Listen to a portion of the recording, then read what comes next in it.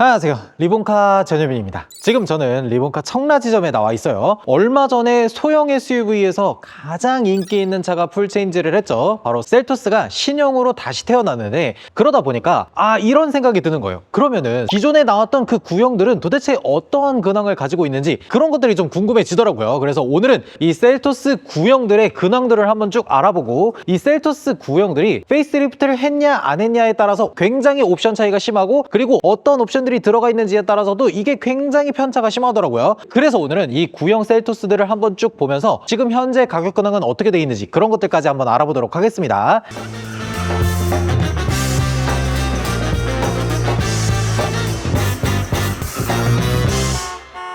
일단 지금 제 옆에 있는 셀토스는 구형 중에서도 페이스리프트 이전 모델이에요. 그걸 어떻게 구분을 하냐면, 여기 보면 이 라이트가 DRL이 이쪽까지 나와 있죠? 요렇게 생긴 애들은 구형입니다. 요렇게 가운데로 나와 있는 애가 페이스리프트가 된 애예요. 그래서 얘 같은 경우에는 구형 중 페이스리프트 이전이라고 볼 수가 있고, 한 가지 조금 오해하시는 게, 요 기아 엠블럼이 지금 얘처럼 이렇게 구형 동그란 엠블럼이 들어가 있으면은 구형이고, 신형 엠블럼으로 들어가 있으면은 이제 페이스리프트 된 애다 라고 생각하시는 분들이 있는데, 아닙니다.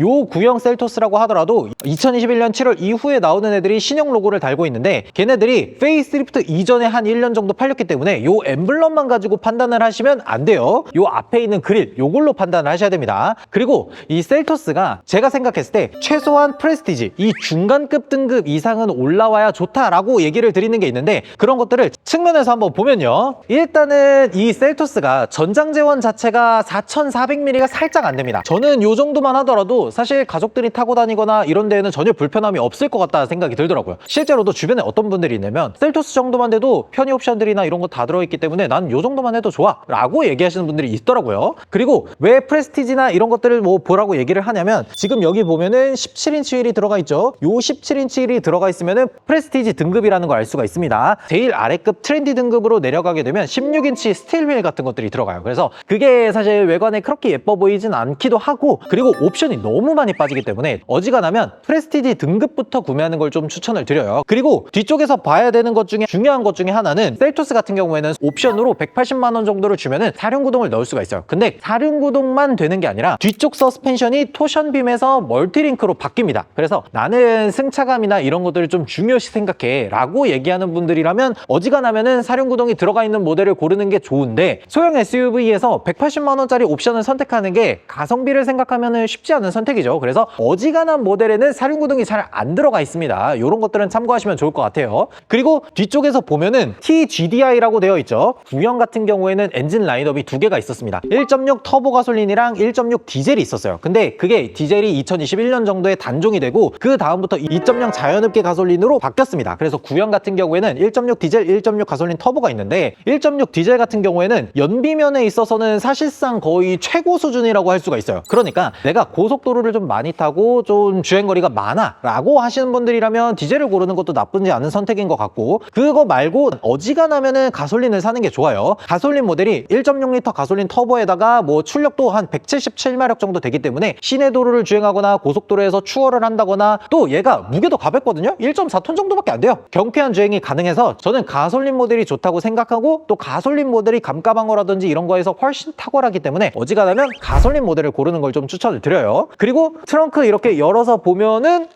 전동 트렁크 당연히 안 들어갑니다. 구형 같은 경우에는 전동 트렁크 옵션이 아예 없었습니다. 전동 트렁크 옵션을 고르려면은 페이스리프트 이후 모델로 넘어가야 돼요. 근데 이 트렁크를 열려고 한 게 이제 좀 중요한 이유 중에 하나가 뭐냐면, 지금 여기 보면 후방 카메라가 달려있죠? 요 후방 모니터가 프레스티지 등급에서도 기본이 아닙니다. 요 옵션을 넣으려면은 시그니처 등급으로 올라가든지, 아니면 요 후방 카메라를 넣을 수 있는 선택 옵션을 추가로 선택하든지 둘 중에 하나를 해야 돼요. 왜 그러냐면, 셀토스가 옛날에는 진짜 초가성비를 위한 차량이었어요. 얘 때만 하더라도 셀토스 시작 가격이 1,900만 원부터 시작했습니다. 그러다 보니까 옵션이 생각보다 정말 많이 빠져요. 그렇기 때문에 요 후방 카메라도 달려있는지 안 달려있는지를 봐야 돼요. 왜냐면 요 후방 카메라가 달려있으면 10.25인치 내비게이션을 선택했다는 얘기거든요. 근데 이것도 잘 봐야 되는 게, 요 후방 카메라가 달려있다 그래서 10.25인치 내비게이션을 다 선택한 건 아닙니다. 왜 그런지는 실내에서 보여드리도록 할게요. 아까 후방 카메라를 얘기했었잖아요. 자, 후방 카메라가 나올 수 있는 영역이 없죠. 이게 오디오만 들어가 있는 거기 때문에 후방 카메라가 나올 일이 없는데 아까 카메라가 있었죠? 그래서 이 전차주분이 요 위에다가 후방 카메라를 따로 달아놨습니다. 그래서 여기 보면 이렇게 후방 카메라가 연동이 돼 있는 걸 볼 수가 있어요. 그래서 저 뒤에 카메라가 달려있는지 안 달려있는지 이런 것만 봐야 되는 게 아니라 요 가운데에 10.25인치짜리 내비게이션 디스플레이가 들어가 있는지 그런 것까지 확인을 다 하셔야 돼요. 그리고 두 번째로 중요하게 봐야 되는 것 중에 하나가 프레스티지 옵션을 골라야 되는 이유에 대해서 좀 얘기를 드리면, 여기 보면은 이렇게 통풍 시트, 열선 시트 들어가 있잖아요. 요게 프레스티지부터 들어가는 겁니다. 그리고 또 하나 중요한 거, 지금 여기에 인조 가죽 시트 들어가 있죠. 인조 가죽 시트가 프레스티지부터 들어가는 거예요. 트렌디 트림 같은 경우에는 직물 시트가 들어가고 열선 시트, 통풍 시트가 아예 없기 때문에 어지간하면 제가 프레스티지부터 구매하시는 게 좋다라고 말씀을 드리는 거예요. 만약에 트렌디를 고른다고 하더라도 어지간하면 선택 옵션들은 거의 다 들어가 있는 걸 고르셔야 됩니다. 왜 그러냐면 지금 프레스티지만 하더라도 이렇게 버튼 시동키가 들어가 있잖아요. 근데 트렌디는 버튼 시동키가 아니에요. 요 키 넣고 돌려야 되는 수준으로 옵션이 정말 많이 빠지기 때문에 그래서 프레스티지부터 고르는 걸 추천드리는 겁니다. 그리고 제가 왜 이런 모델을 보여드리냐면 차근차근 옵션이 어떻게 바뀌는지를 보고 내가 어떤 차를 골라야 되겠구나 라는 것들을 알려드리기 위해서 이렇게 옵션이 가장 안 들어간 모델부터 보는 거예요. 그리고 또 하나 중요한 게 뭐냐면 여기 핸들에 보면은 이렇게 핸들 모양이 있죠. 요 핸들 모양이 있다 그래서 얘가 스마트 크루즈 컨트롤이 있나? 라고 생각하시면 안 됩니다. 이렇게 핸들 모양 말고 앞차와의 차간 거리를 조절해주는 그 버튼이 있어야 드라이브 와이즈가 들어갔다라는 걸 알 수가 있는 겁니다. 지금 이 차량 같은 경우에는 스마트 크루즈 컨트롤이 안 들어가 있는 모델이에요. 그냥 프레스티지의 깡통 정도 되는 수준이다 라고 아시면 될 것 같습니다. 근데 제일 중요한 거는 이 셀토스 프레스티지가 아무런 옵션도 넣지 않고 딱 프레스티지 정도만 했을 때 2290만 원 정도가 됐었어요. 그리고 선택 옵션을 아무것도 넣지 않다 보니까 딱 그 가격 그대로인 거죠. 그런 차량들이 한 5년 지나고 2만 킬로가 조금 넘었을 때 지금 현재 가격 근황이 아직 1000만 원 중반보다 살짝 높은 가격대를 유지하고 있어요. 그러니까 1년에 한 100만 원 정도 감가된 거야. 그러니까 정말 말이 안 되는 수준의 감가 방어를 보여주고 있죠. 셀토스가 확실히 소형 SUV 시장에서 인기도 정말 많고 많은 사람들이 찾는 소형 SUV이다 보니까 감가 방어에 있어서는 거의 무적 같은 모습을 보여주고 있어요. 셀토스가 그렇게 감가 안 되는데 도대체 셀토스를 왜 사냐 이렇게 얘기하시는 분들 계실 거예요. 근데 중요한 게 뭐냐면 2020년대에 나왔던 차량들 중에서 아반떼가 있습니다. 그 아반떼에 한 모던 트림, 중간급 트림 정도 되는 애들이 5년 정도 지나고 2, 3만 킬로 정도 됐던 그런 애들이 1000만 원 중반대에 자리 잡고 있어요. 그러면은 가격이 비슷하면 당연히 셀토스를 사지 누가 아반떼를 사겠어요. 그렇기 때문에 셀토스가 그 가격대 이하까지 내려가기가 힘든 겁니다. 그래서 중요한 게 뭐냐면 여기까지 셀토스가 정말 감가가 안 되는 거 알겠어. 근데 여러분들이 만약에 이 셀토스를 사서 한 몇만 킬로 탔어. 뭐 몇 년 지났어. 그렇다고 하더라도 감가가 별로 안 될 거라는 게 제일 중요하죠. 그래서 이 차를 사서 여러분들이 좀 끌고 다니다가 이 차를 다시 판매를 할 때쯤에도 거의 제 가격을 받을 수 있는 그런 차라서 저는 셀토스가 이 정도 가격대라고 하더라도 크게 걱정이 되지는 않을 것 같아요. 그리고 시그니처도 한번 보도록 하겠습니다. 그리고 지금 제 옆에 있는 차는 페이스리프트 이전인데 시그니처 등급에 해당하는 차량이에요. 시그니처 등급 정도 올라오면은 그릴 주위에 있는 요 소재라든지 이런 것들도 바뀌고 여기 보면은 이렇게 LED 헤드램프가 들어가고 요 아래쪽으로도 방향지시 등이나 이런 것들도 LED로 들어가는 것들을 볼 수가 있어요. 그래서 가격이라든지 이런 것들도 확 올라갑니다. 시그니처 등급이다 보니까 옵션을 많이 넣었다 그러면 한 2700에서 2800까지도 올라가는 모델이에요. 그리고 이 시그니처 등급까지 올라오게 되면은 좀 주요하게 차이 나는 거는 측면에서 보면 돼요. 여기 봤을 때 측면의 휠이 이렇게 18인치 휠로 바뀌게 됩니다. 저는 프레스티지 이상 올라오는 것도 물론 좋기는 한데 아까 봤던 프레스티지 모델은 후방 카메라도 없었잖아요. 그래서 어지간하면은 시그니처 모델을 고르는 게 좋지 않을까라는 생각이 들어요. 실제로 셀토스를 구입하는 사람들을 보면은 시그니처에 대한 구입 비율이 상당히 높은 것 같더라고요. 그리고 이 시그니처 모델을 골라야 되는 이유가 요 실내에 있습니다. 그거를 한번 보도록 할게요. 그리고 실내에 들어와서 보면은 제가 아까 프레스티지에서 이거 없다라고 얘기했었던 그거 요 10.25인치 내비게이션이 들어가 있어요. 그래서 후방 카메라 이렇게 들어가 있습니다. 이 시그니처 트림까지 올라온다고 하더라도 10.25인치 내비게이션이 기본으로 들어가 있는 게 아니에요. 보통 8인치 디스플레이 오디오가 들어가고 10.25인치 내비게이션을 선택해야 요게 들어가는 겁니다. 그리고 시그니처 트림까지 올라오게 되면은 시트의 재질이라든지 색상이라든지 이런 것들도 꽤 많이 바뀌어요. 그리고 여기 보면은 공조를 조절하는 부분도 시그니처부터는 이런 식으로 바뀌어요. 그리고 옵션을 추가적으로 선택하는 것들에 따라서 이렇게 보면은 이렇게 스마트폰 무선 충전 장치가 들어가 있죠. 이것도 선택 옵션으로 따로 넣어야 들어가는 겁니다. 그리고 제일 중요한 거는 제가 아까 프레스티지 트림을 보면서 이 차량은 스마트 크루즈 컨트롤이 안 들어가 있는 모델이에요 라고 얘기를 했었잖아요. 지금 이 차량에 보면은 앞차와의 차간거리를 조절하는 버튼이 이렇게 들어가 있죠. 요게 있어야 드라이브 와이즈가 들어간 겁니다. 이게 없으면은 고속도로에서 편하게 주행을 할 수가 없습니다. 그래서 요거 들어가 있는지 반드시 확인을 해야 돼요.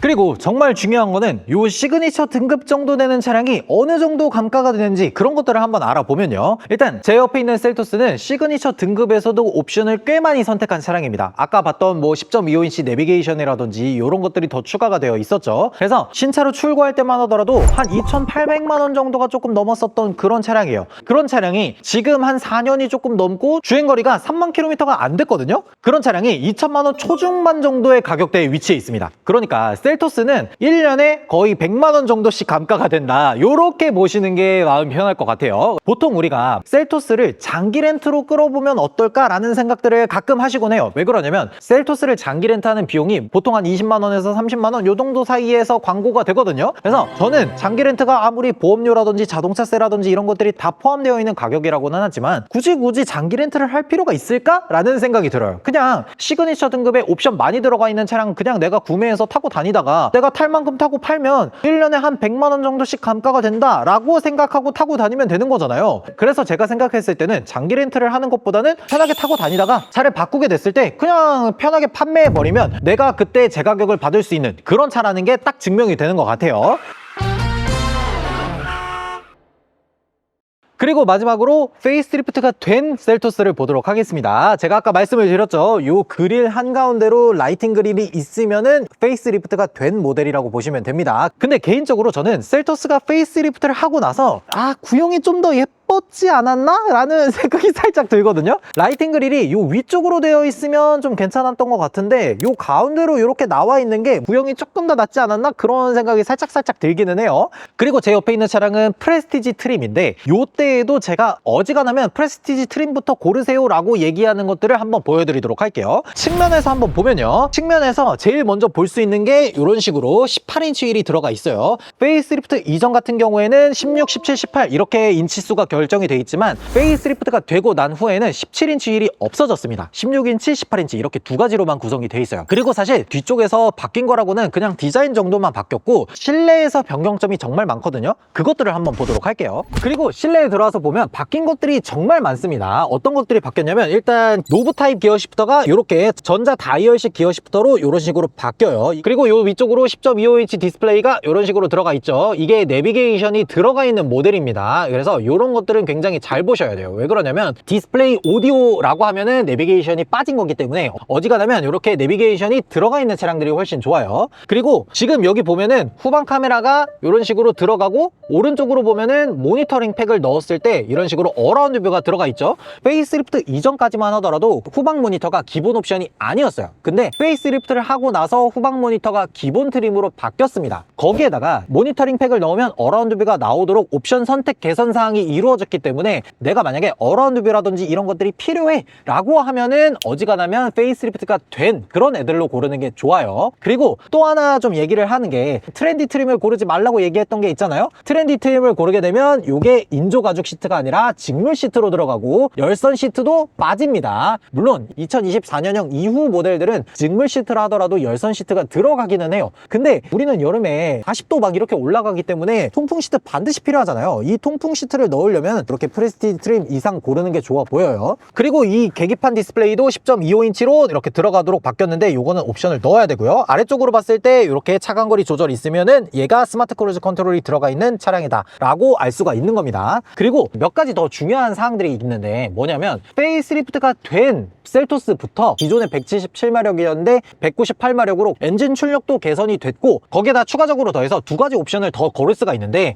요 앞에 헤드업 디스플레이가 얘는 없지만 선택할 수는 있어요. 컴바이너 타입이라 그래서 이렇게 유리가 이렇게 뚝 올라오고 거기서 재생이 되는 그런 식으로 헤드업 디스플레이가 들어가고, 페이스리프트 된 셀토스 같은 경우에 추가적으로 선택할 수 있는 게 전동 트렁크가 들어갑니다. 시그니처 등급부터는 기본적으로 포함되는 옵션인데, 그래서 이런 것들은 내가 어떤 옵션이 필요한지를 잘 생각해보고 고르셔야 됩니다. 그래서 제일 중요한 거는 이 페이스리프트 된 셀토스들은 어느 정도의 가격권을 가지고 있는지, 그런 것들이 정말 중요하잖아요. 제 옆에 있는 셀토스만 하더라도 프레스티지 트림에다가 옵션을 이것저것 정말 많이 더했어요. 뭐 이런 여러 가지 옵션들이 다 들어가 있는 그런 차량이라고 보시면 됩니다. 그래서 신차로 출고될 때만 하더라도 3천만 원 정도 되는 그런 가격을 가지고 있었어요. 그러니까 아무리 옵션이 많이 들어갔다고는 하지만 와, 3천만 원은 좀 쉽지 않은데? 왜 그러냐면 이때 당시에 프레스티지 트림을 고르게 되면 가격이 한 2,500에서 2,600 요 정도가 됐었어요. 근데 거기다가 옵션을 400만 원을 더해서 3천만 원을 뽑은 거잖아요. 그리고 여러분들도 아시겠지만 시그니처 트림을 고르게 되면은 여기서 가격이 더 뜁니다. 그래서 저는 어지간하면 요 정도 선에서 멈추는 게 좋지 않나, 그런 생각이 들어요. 지금 제 옆에 있는 셀토스는 출고된 지도 한 2년 반 정도가 됐고 주행거리가 10,000km가 조금 넘었어요. 주행을 거의 안 한 그런 차량이죠. 그런 차량이 지금 현재 가격으로 2천만 원 중반보다는 조금 비싼 가격을 유지하고 있습니다. 그러니까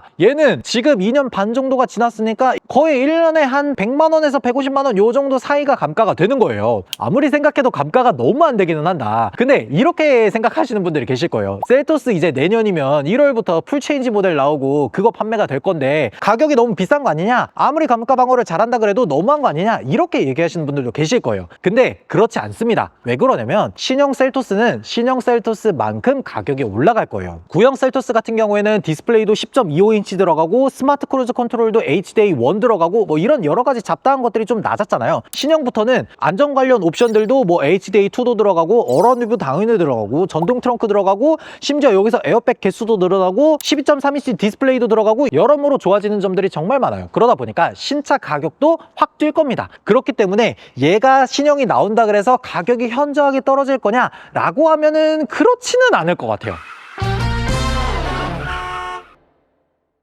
그래서 오늘은 신형 셀토스가 나왔으니까 구형 셀토스들이 어느 정도의 가격 근황을 가지고 있는지 이런 것들에 대해서 한번 쭉 알아봤는데, 제가 말씀드렸던 것처럼 셀토스는 어떠한 연식을 가지고 있는지, 어떠한 트림인지, 페이스리프트가 됐는지 안 됐는지에 따라서 옵션 차이가 천차만별인 그런 차량입니다. 그렇기 때문에 제가 오늘 말씀드렸던 것처럼 내가 어떠한 옵션들이 필요한지 이런 것들을 잘 생각해서 어떤 트림과 어떤 선택 옵션들이 들어가 있는지 이런 것들을 골라야 되다 보니까 잘 생각해보고 차를 골라야 될 것 같습니다. 여러분들은 이 셀토스 어떻게 생각하시는지 댓글로 달아주시면 좋을 것 같습니다. 지금까지 저는 리본카 전효빈이었습니다. 감사합니다.